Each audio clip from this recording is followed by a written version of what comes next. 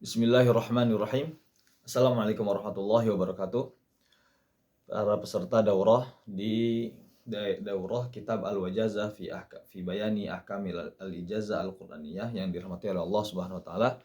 Kita lanjutkan kembali insyaallah pembahasan kita pada kitab ini di halaman ke-12 ya. Silakan teman-teman dibuka kitabnya semuanya. Di halaman ke-12 qala al-mu'allif hafizahullahu taala wa nafa'ana bihi wa bi 'ulumihi fid dharain amin ya rabbal alamin. Insyaallah hari ini kita selesaikan sampai halaman ke-15 sesuai yang dibahas pada majelis pertama kemarin sama Syekh Muhammad Qayyid Ahmadi hafizahullah. Qala al-mu'allif hafizahullah thumma ta'ti marhalatul iqra'u minan nabiyyi sallallahu alaihi wasallam ba'da talqihi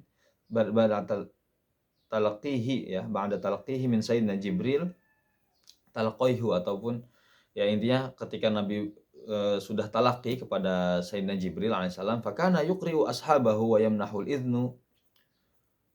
idna liqurra'ihim bil iqra wa yamnahul idnu ya liqurra'ihim bil iqra wa min zalika. Jadi ada fase dijelaskan fase marhalah itu fase lah ya, fase bagaimana ketika Nabi mengajarkan setelah talaki dengan malaikat Jibril, mengajarkan kembali kepada para sahabat.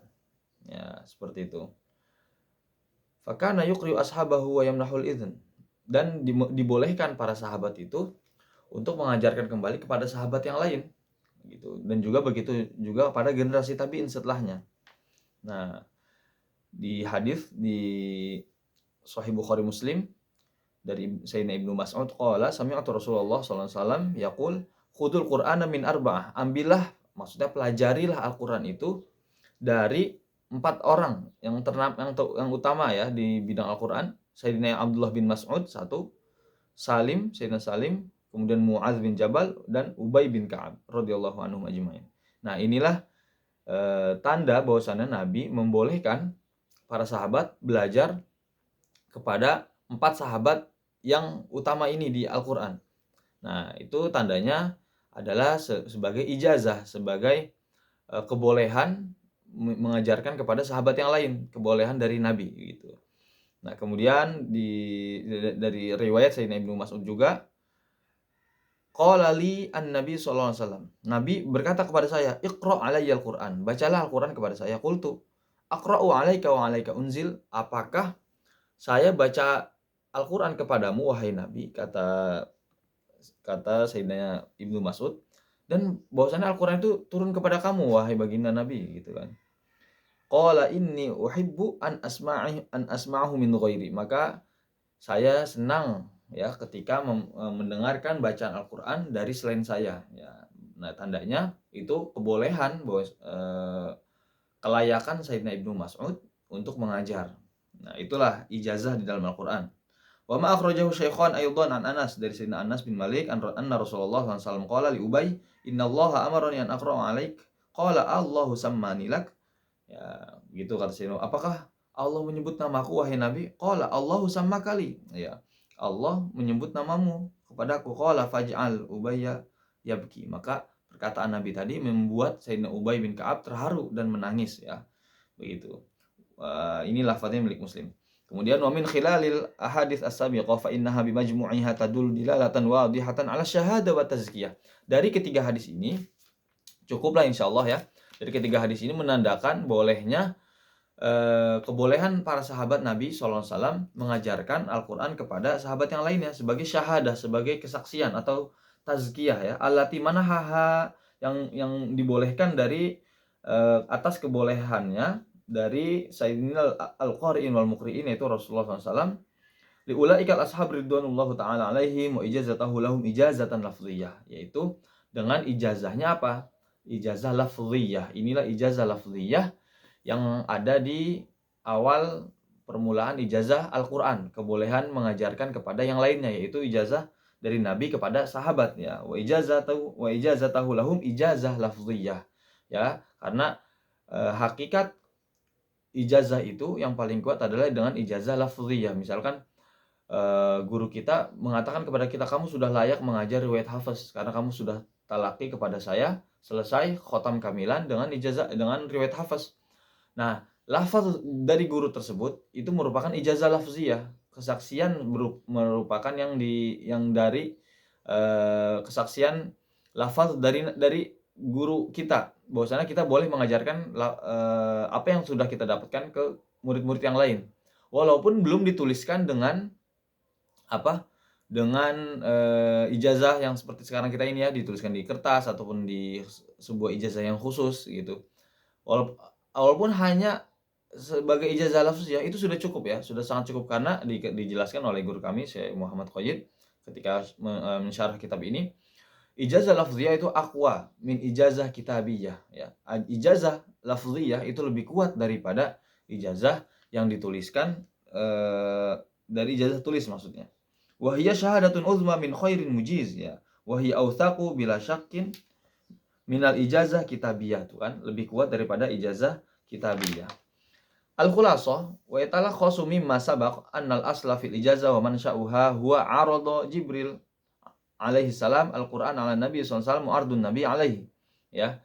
Bahwasanya khulasah itu ringkasan atau kesimpulan pada pembahasan ini adalah, dan juga kesimpulan dari awal mula pertumbuhannya ijazah Al-Qur'an di dalam dunia Islam itu, yaitu bagaimana Sayyidina Jibril mengajarkan kepada Nabi SAW, dan Nabi juga setoran belajar langsung kepada Sayyidina Jibril. Nah, wa'aradahu ala sahabah, kemudian Nabi mengajarkannya kepada para sahabat.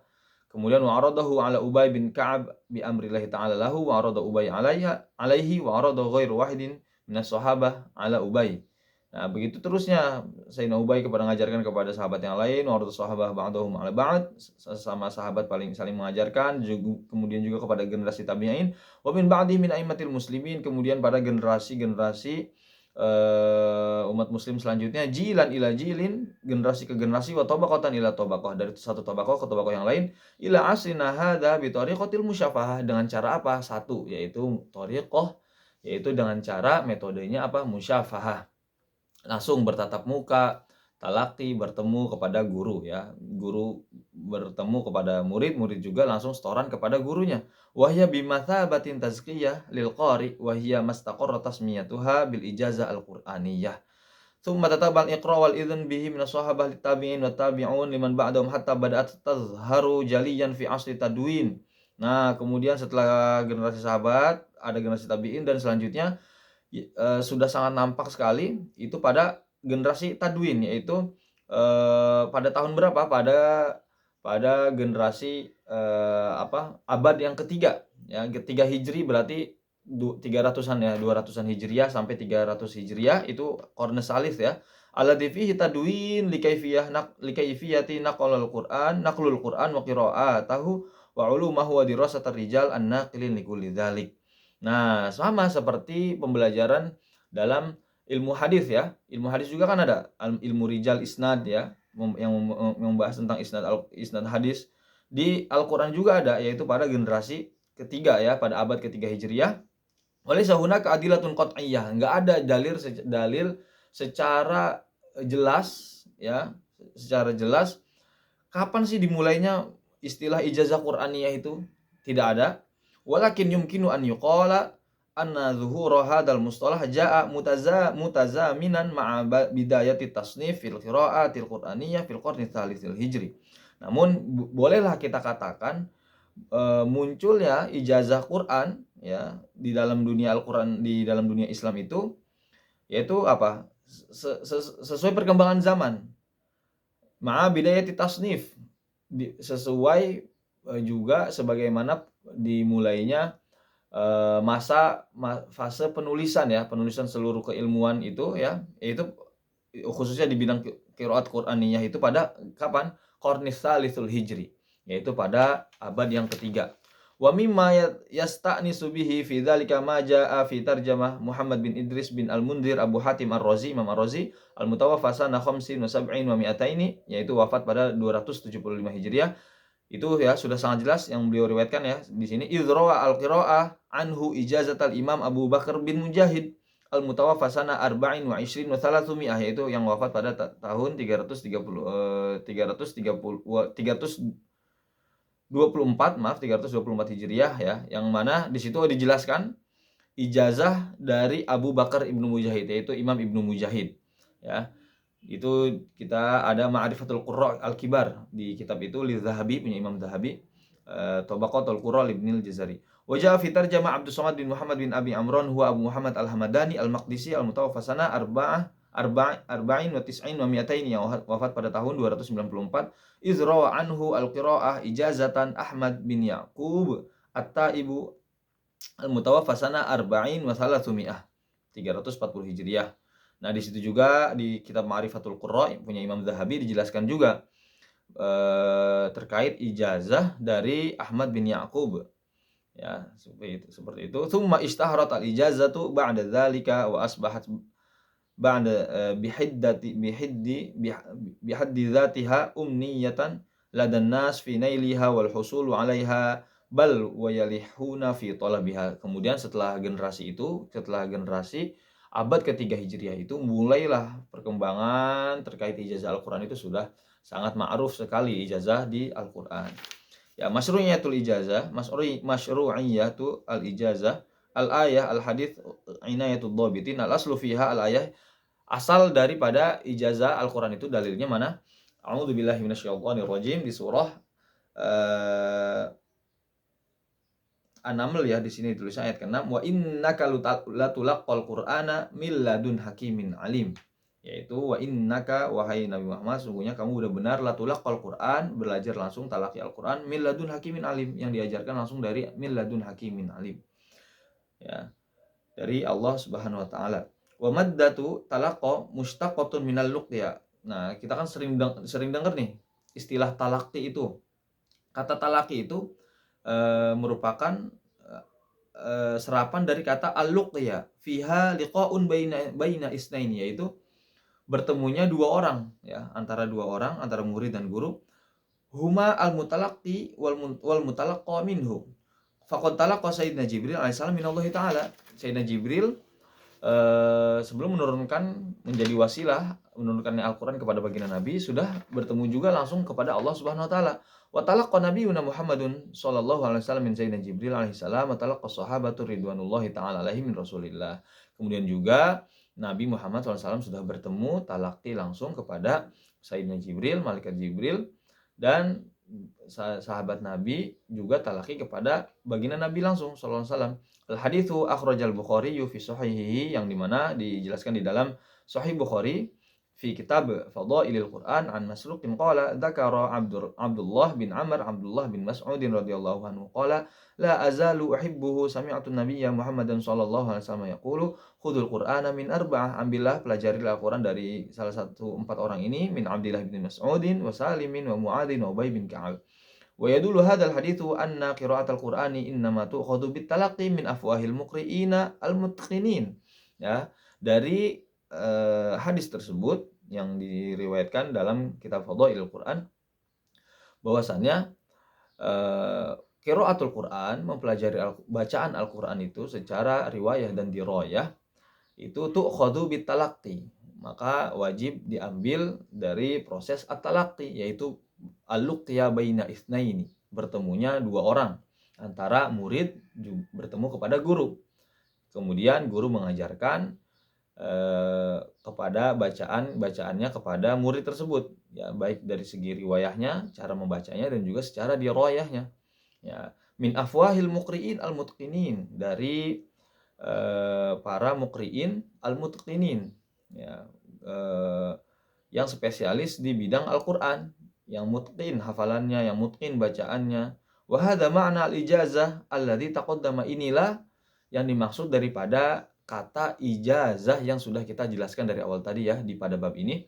Wa dalla ala masyru'iyyati taharri al-qurra'u ad-dhabitin lil ada'i min ahli al-Qur'ani lil akhdhi anhum wat talaqqi minhum. Nah, kemudian masyru'iyyah ataupun disyariatkannya permulaan daripada talaqi Al-Quran kepada guru-guru kita itu, bagaimana cara membaca, kemudian cara mengajarkan ya, sudah dijelaskan juga tadi, yaitu khususnya melalui proses musyafahah dan juga talaqi. Idil Qur'anu la yu'khadhu an kulli ahadin. Nah, maka Al-Quran itu tidaklah kita mempelajari Al-Qur'an kecuali kepada guru yang berkompeten yang memiliki keahlian pada bidang Al-Qur'an dan qiraat, dari cara membacanya, dari ahli ada ya yang bagus bacaannya. Maka kita dianjurkan untuk seleksi dalam memilih guru. Ketika kita ingin membaca Al-Qur'an kepada guru kita, apakah guru kita tersebut memiliki keahlian di dalam Al-Qur'an, ataukah memang beliau memang sudah konsen pada bidang itu. Jika memang konsen pada bidang Al-Qur'an dan qiraat, kita lihat rekam jejaknya, maka sangatlah cocok, sangatlah pantas kita mengambil ilmu cara membaca Al-Qur'an dan qiraat ataupun proses talaqi dan musyafahah tadi itu kepada guru kita tersebut. Nah, seperti itulah Al-Qur'an terjaga sampai kita sekarang ini melalui proses ijazah ya, yang dilalui dengan proses at-talaqi wal musyafahah. Itulah kenapa Al-Qur'an masih terjaga sampai kita sekarang ini, keasliannya, keontentikannya, baik dari segi tulisan, baik dari segi lafal, cara bacanya, dijaga juga oleh Allah Subhanahu wa taala, yang dimana dijelaskan di dalam surah Al-Hijr ayat ke-9, Allah langsung menjaga Al-Qur'an tersebut. Nah, seperti itulah yang kita bahas pada kesempatan kali ini. Wallahu a'lam bishawab. Silakan teman-teman peserta yang di bagian bab pertama ini ada yang belum paham, silakan bisa didiskusikan melalui grup WhatsApp ataupun langsung japri kepada admin di grup ya. Terima kasih. Wallahu a'lam bishawab. Kita cukupkan dulu. Insyaallah pertemuan besok hari Sabtu jam 10 pagi waktu Indonesia, jam 5 ataupun setengah 6 pagi waktu Mesir, dan jam 6 lebih waktu Yaman ya, yaitu karena Syekh Muhammad Qayyid Ahmadi posisinya beliau memang tinggal di Yaman. Wallahu a'lam bishawab. Assalamualaikum warahmatullahi wabarakatuh.